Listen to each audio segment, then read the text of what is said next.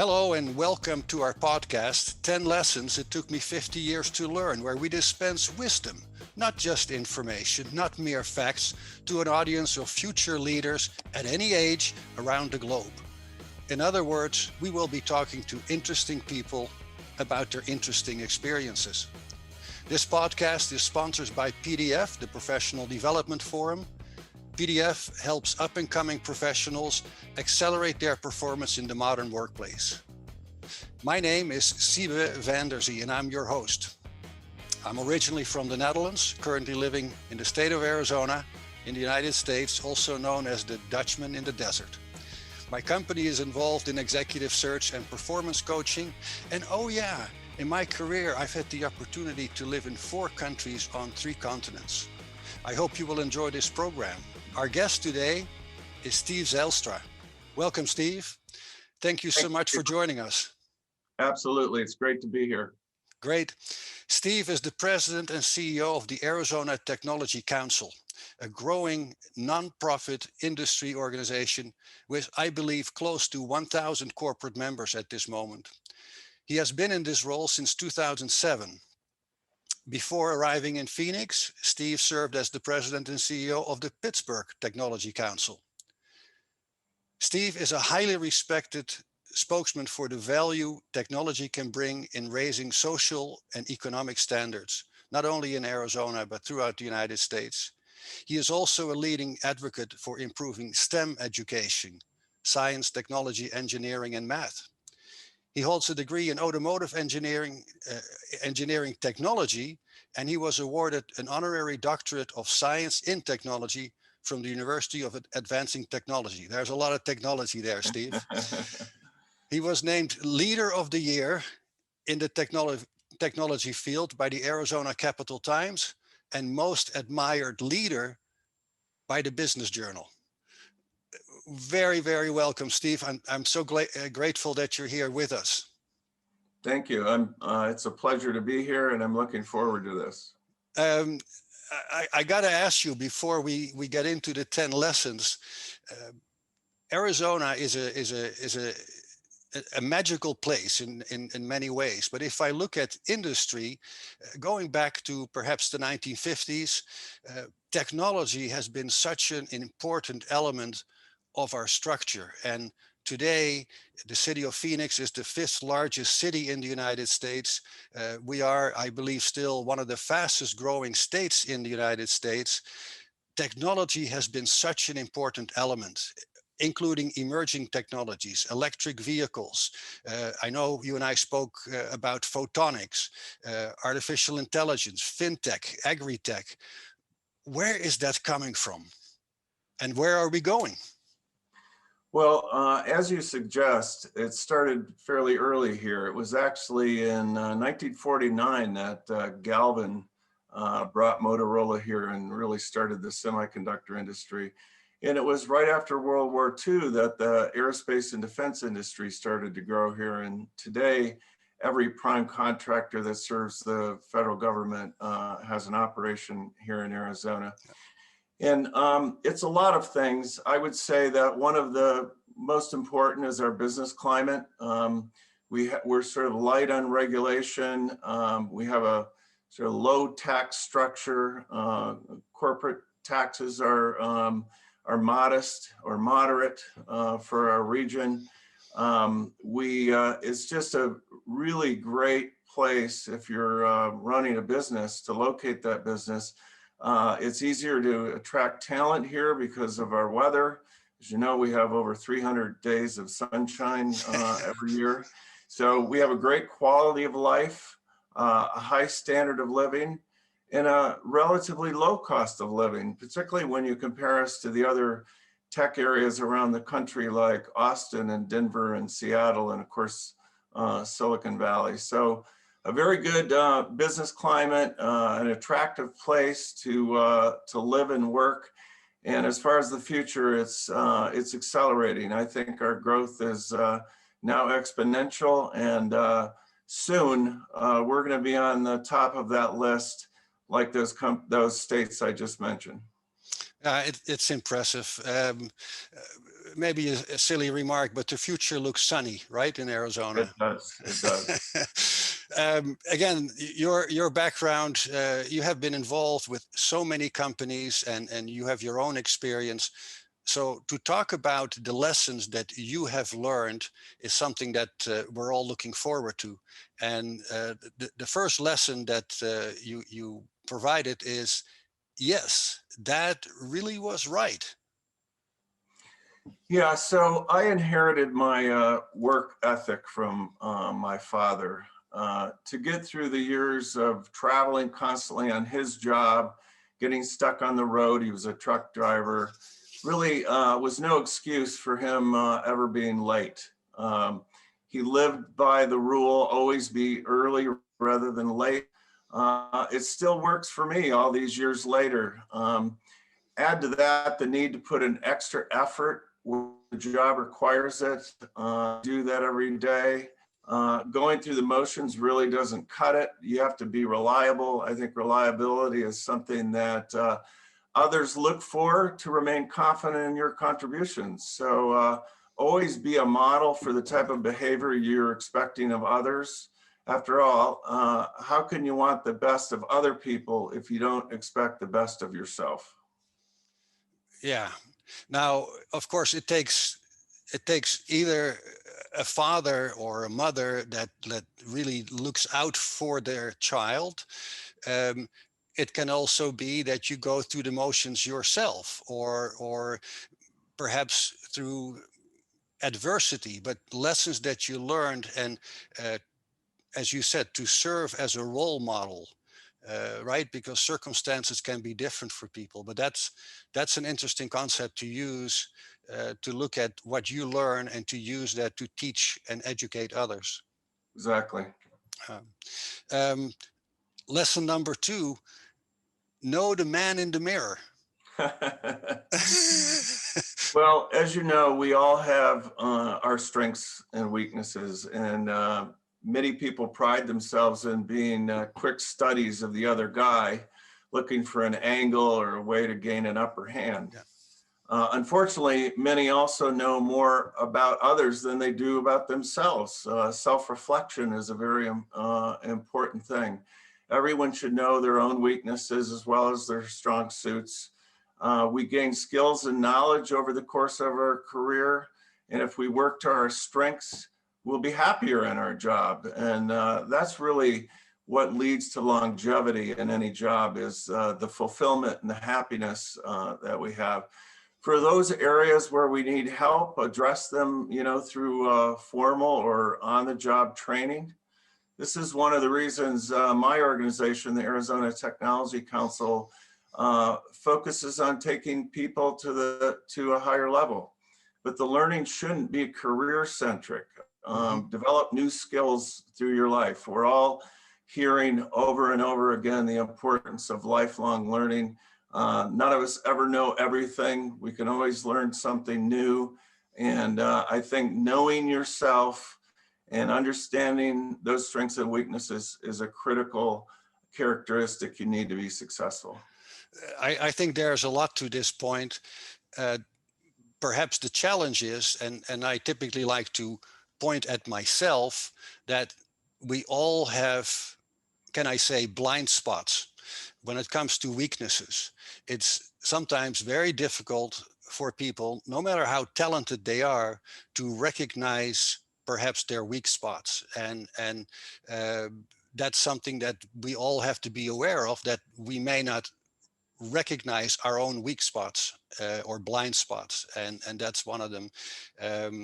But I think working with the concept that we all have weak spots and blind spots, that's already a start of awareness, right? To Right. recognize that, and that puts you in a more balanced position. But it's not always an easy process. I was also thinking, the man in the mirror uh, sounds close to the man in the maze.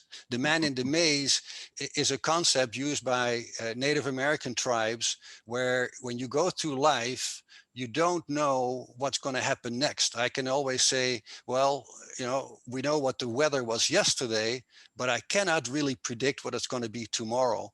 And when you go through life, that's going through the maze. But with that, I think the maze, perhaps they should hang some mirrors so that while you go through that, right, you can reflect upon yourself. Absolutely. Yeah. The next one, boy, strong. Mistake, rinse, don't repeat. Excellent. Well, one of the important things is we really never want to stifle creativity and innovation. It's critical to our success. We also do not want to repeatedly make the same mistakes. It was actually the character in the author Rita Mae Brown's book, Sudden Death, not Albert Einstein, who said, the definition of insanity is doing the same thing over and over again and expecting different results. We've heard that many times over our careers.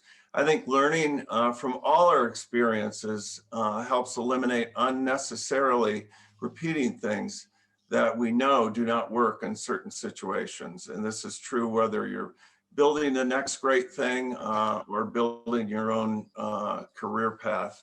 And too often, as we all know, history repeats itself. And being conscious of the things that we learn along the way, applying them to both our job and our career, I think are also critical to our success. Very valid point. I think, persistence, resilience, all of those things. We're living in a different time period right now. We have to adjust, pivot, but we all recognize that for some people, it's very tough. It's very tough. And I think to be able to learn and stay resilient, I think that's definitely very important concept to apply. I think, in fact, to your point, resilience should be the word of 2020, right? As a world, as a nation, as a state, as an organization, as an individual, we all found ourselves having to be resilient in a year that threw many curveballs at us, and yet we're all still here. Well, not all of us are here. It's unfortunate for the 500,000 Americans who have passed away, but the rest of us have become more resilient. It's built our character, and it's important for our future success. Yeah, yeah. Lesson number 4, risky business is more than a movie. I remember that. Yeah, that was Tom Cruise, I believe. So in order to achieve new objectives or to jump over hurdles in business, there's a certain amount of risk taking that's required. I think we all know that. And the founders of some of the technology mega giants, including the likes of Intel and Google, will tell you just that. And I've lived through that too. When building the organizations that I've led in my own career, my members have experienced that too. Members of the Arizona Technology Council, too often being risk averse inhibits our ability to be innovative and create new things. It's important to cultivate a culture that's also okay to fail, right? This is especially important for when you're a leader, for the people that look to you for the vision of the organization, is to give them this sense that it's okay to fail. It's okay to try new things.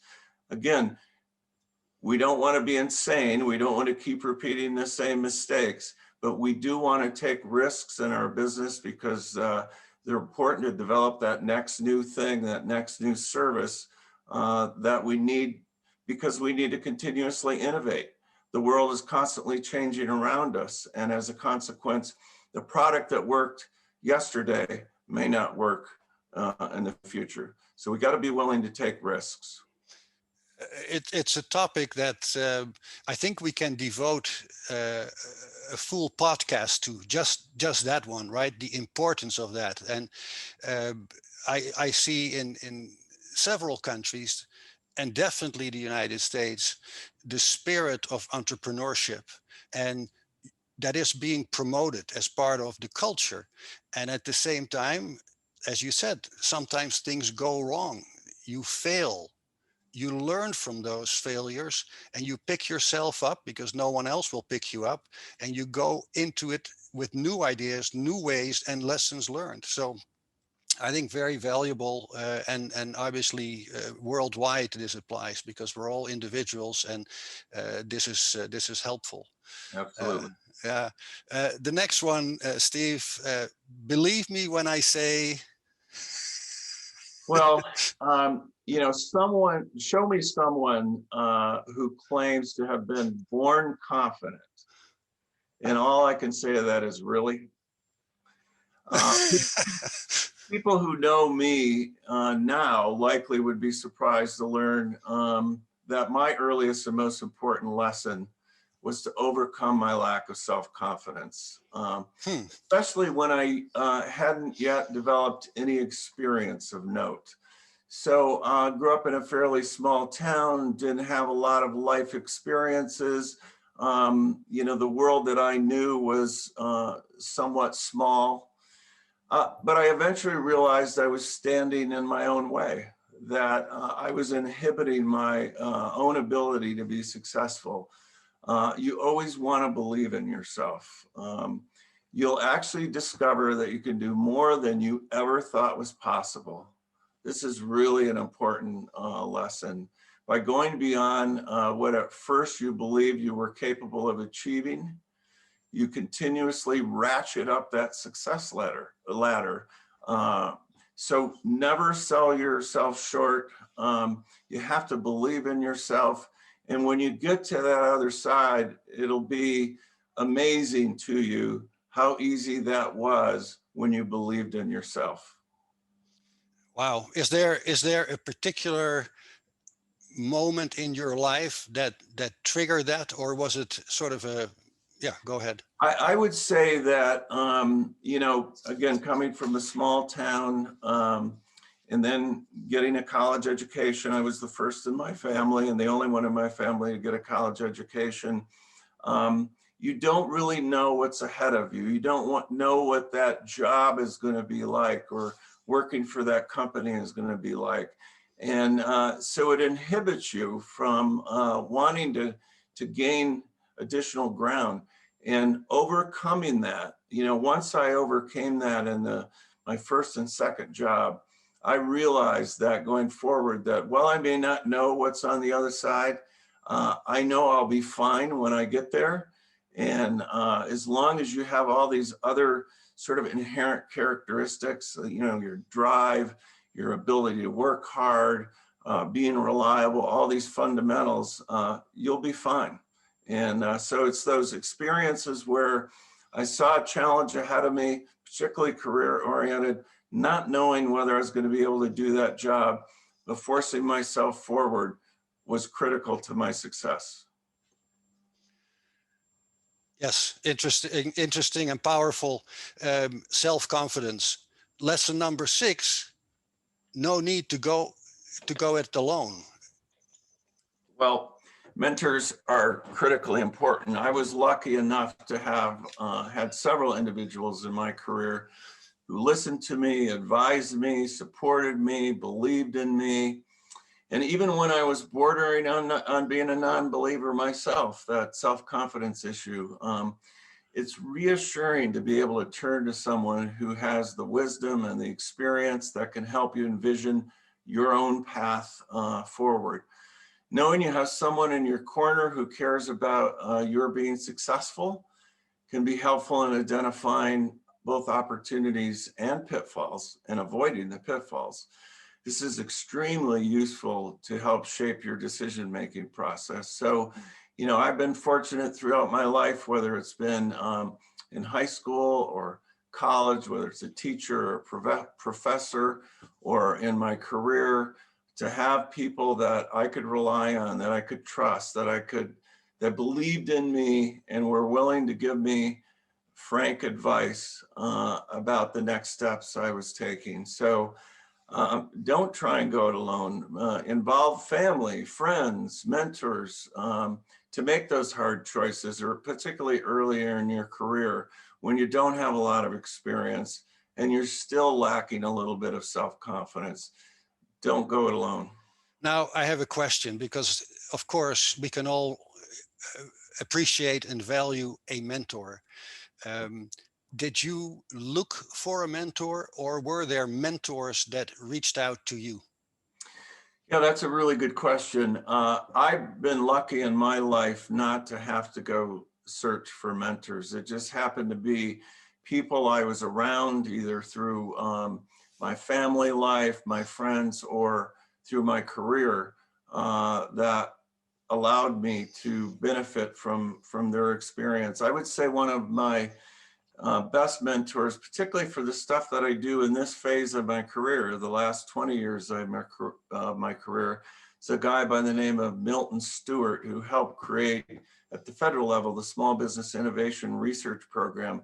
He found that my organization was being very successful in that program and reached out to me, saw that I had some leadership qualities, and helped me establish the first precursor to the Arizona Technology Council in 1985. It was called the Arizona Innovation Network. Mm-hmm. And it was because of his belief in me that I was able to do that. Yeah, yeah, very, very important. And you wish that many people have the opportunity to have mentors, and at the same time, people that have experience, that they are willing and perhaps actively look for opportunities to assist and mentor others, because it has to be a two-way street ideally, right? And I find myself giving back at this stage in my career. And I'm the mentor to a young boy who I've mentored him since he was in high school, and now that he's at Grand Canyon University, I mentor people on a regular basis from a career standpoint, or Yeah, who are trying to enter the tech industry. So it's critical to give back. it is. Thank you for that. The next lesson: there's something about the company that you keep. Well, people sometimes think I have dozens and dozens of staff, and well, not that big. My team is really very good at what they do, and that's not an accident. As a manager, I feel that I need to find the best, most capable people that I can and surround myself with them, and then get out of their way and let them perform, let them do what they do. You truly are only as good as the team that you assemble. And while a good leader takes into account every member's of the team's strengths and weaknesses to support them in unique ways, you should never micromanage them. That is something I think kills that team spirit. So don't be intimidated, is what I say, by hiring people who are a lot smarter than you are.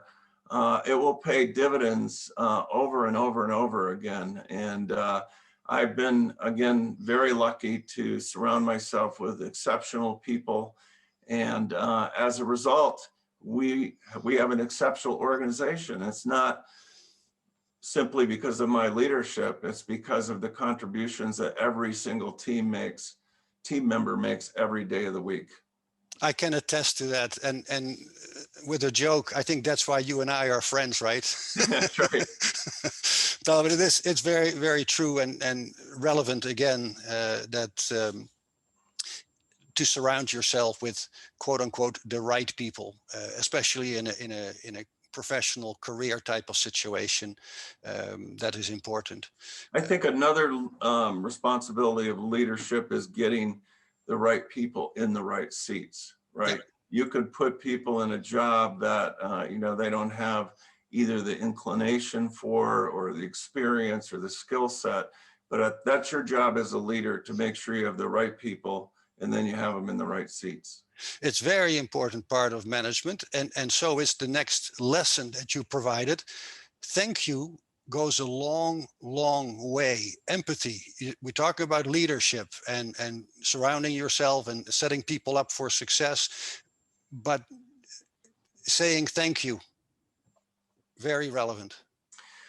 Well, keep in mind that I head up a not-for-profit organization, not a big tech company. And while I'd love to pay my staff even more than our budget would allow, I've learned there is a motivator better than most currencies, and that is giving words of appreciation to your team and doing it on a regular basis. I think it's important to Mhm. compliment your team. People are always looking for affirmation that what they're doing meets your approval. That's one of the things that leaders often miss, right? You're in that seat and people are constantly looking to you. And when you give them that affirmation, it goes such a long way. Just a few words in a few seconds can make all the difference in the world and make people feel appreciated. And that goes for your other team too, by the way, the people at home that are supporting you and your friends that are supporting you. So often, you get embedded in your work and you may forget to thank those people around you in addition to the people that work with you every day. Do you take time to think about that when you go through your daily or weekly routines that you say, I got to make sure I acknowledge this person or say hello to that person? Is it something that you do deliberately or is it just the spur of the moment? It's both. I think it should be spontaneous. Sometimes those spontaneous thank yous really have an impact. But I have a weekly staff meeting, and as I'm preparing the agenda for my weekly staff meeting, I try and think through, what have the various staff members done over the course of that week that deserve accolades in front of their other team members, right? Yeah. And making sure you spread that out evenly over time to make sure you compliment everyone, not just a select few. Otherwise, it can have a counter effect, right? Yeah. So it's both. It really is. Yeah, interesting. And the fact that you are aware of it uh, definitely says something about you as an individual. But the spontaneous aspect, of course, is very, very important as well. Um, the next lesson, chart a course for your adventure. So, well, you always want to continue to be an opportunist. That is, recognize opportunities and take advantage of them when they come along. You don't want to run your organization with that as your business plan. Mhm. Um, Both strategic planning and business planning are really two different animals. Yes. Doing strategic planning really helps chart a course for your enterprise, and it's essential. Having a clear vision for where you want to be in 3 years, 5 years, 10 years, and making sure that your team understands that vision and embraces that vision is critically important. Making them part of the exercise can help them realize their own passion for whatever your cause is. And then defining goals with metrics that are clear and objective and allow you to determine when you've arrived at the destination that you've set out to achieve. So it's really important for your team members to have buy-in when you're doing strategic planning. So their involvement is critical to setting that path forward. Yeah, great point. I typically think of strategy that it includes a set of choices, That's correct. right? You look at different options. And when you think about a business plan, it is more well-defined action steps and most likely with measurable results. That's part of the business plan. And you need the strategy plan or strategic plan and strategy planning. But ultimately, that existing business plan, that's what's going to drive your day-to-day activities. That's correct. Yeah. Good point. Uh, don't make it your little secret. That's lesson number 10. Yeah. What's about that? What is that all about, Steve? Well, I can't believe we're to number 10 already. But I learned long ago that no one likes surprises, unless, of course, it's a cake with candles. Uh, So, remember to tell your team, heck, tell the world where you're headed. I just spoke to the need to make sure that your team understands your vision. I don't think that you can over communicate. We have a well-developed sales strategy, thoroughly trained sales staff so that they understand that the focus is our customers' success. That's particularly important when you run a trade association and you're providing services to a set of members. So to help the sales team succeed, make certain that you have in place the appropriate tools that they need, like a website, collateral materials, a CRM, a good commission system. And these days you have to do that in both print and digital formats, of course. Ensure that your marketing and communications approach uses all the appropriate channels that are available to us today. Of course, there's less direct mail today, more email, social media, advertising, and public relations, I think, is one of the things that a lot of companies don't focus enough attention on, both for building their brand and building awareness of their organization. But I think to educate your customers about the features, advantages, and benefits of your products and services, you need to use PR. It's a very inexpensive way to promote your brand, your company, and its solutions to your customers' problems. Why do you think that's not optimized by companies? I think there are some entrepreneurs, that's a really good question. There are some entrepreneurs that, and business owners that see that as bragging, right? And there's a lot of humble people that run companies and organizations. And this idea of, getting media attention for what they do seems arrogant to them. But, how are customers supposed to find out about you if you're not willing to use these tools that are available to, again, build your brand and create awareness for the products and services that you're providing? So it's relatively inexpensive. You've got to have, a good writing talent on staff. You've got to have access to the media outlets and that kind of thing. But once you do, you can get your message out there too as a thought leader, which can be critical. People are much more willing to follow you when they perceive you as a thought leader in your industry. So PR is one way to achieve that. It's interesting that you raised that, because I wonder when you talk about small, medium-sized businesses with a key or a few key entrepreneurs driving that organization, that perhaps there is a humility aspect and say, well, I don't mean to promote myself.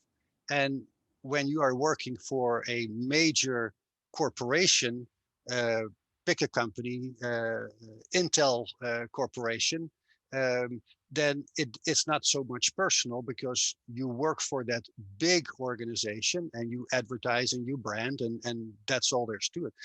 I hadn't thought about the individual that perhaps says, well, we just want to get our work done, and it's not about me. And you're making the point, it's to promote your brand, to be successful, to make people aware of what your company and your organization is doing. And you may be that figurehead, and well, go for it. I would say even in the large corporation today, it's well accepted that thought leadership is really important. You could have a unique capability in a very small niche that you can build international thought leadership around. It doesn't put your corporate brand in the background, it puts it right up front. But you as a thought leader within Intel or Honeywell or Avnet or a company like that is well accepted in today's world. So you're right, in an entrepreneurial environment, it's a different scenario, but I think it works across the size of enterprise. Sure. Yeah, good point. Steve, I'm thinking again of, in a way, how we started the conversation with Arizona, tremendous growth. And I can assure our listeners that what the Arizona Technology Council has done in Arizona over the years has been very successful. And under your leadership for 14 years, they have been very successful and expanded continuously. So that is definitely part of your legacy, the things you have learned, the things you have taught. But I got to ask you before we close it, is there anything that you have unlearned in your years of experience? Well, you indicated earlier my undergraduate degree is in automotive engineering technology. I actually spent the first 20 years of my life first in the automotive industry, but most of it in the aerospace and defense industry.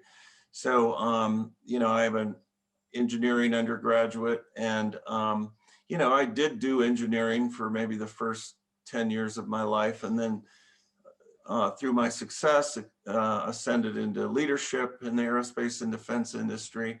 And then 20 years into my career, I took a whole different direction. I ran, as you said earlier, the Pittsburgh Technology Council for about 7 years, been running the Arizona Technology Council now for 13 years. So, for people starting out to think that you can plan your career or your business path with any degree of accuracy, it's just not going to happen. I think you get an undergraduate degree, you really become an adult during those years when you're in college. You learn both inside and outside the classroom about the world. But thinking that, if I become, if I get a degree in being a dental hygienist, that's what I'm going to do the rest of my life, it's not going to work that way. So again, being opportunistic, you always have to look for an opportunity to apply your strengths in a way that's going to have the most profound impact on other people, right? You want to leave a legacy. Yeah. And halfway through my career, I decided that this was an area that I could give more than I was giving in a highly technical field. So don't be alarmed if your career doesn't go just as you planned it early on, that you're going to go from A to B to C. If you go from A to L to Z, that's okay. And so that's the thing I sort of had to unlearn over time. Great information, very helpful.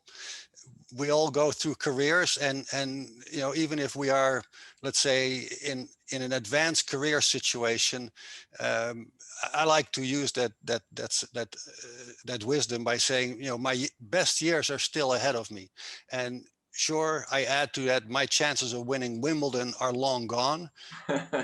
And by the way, I never had a chance, but you got to be realistic about that. But very helpful, Steve. And again, thank you so much for participating in this podcast. It's been a great pleasure. I enjoyed this very much, Siebe, and I appreciate you doing this and loved it. Thank you. Thank you. Dispensing wisdom around the globe.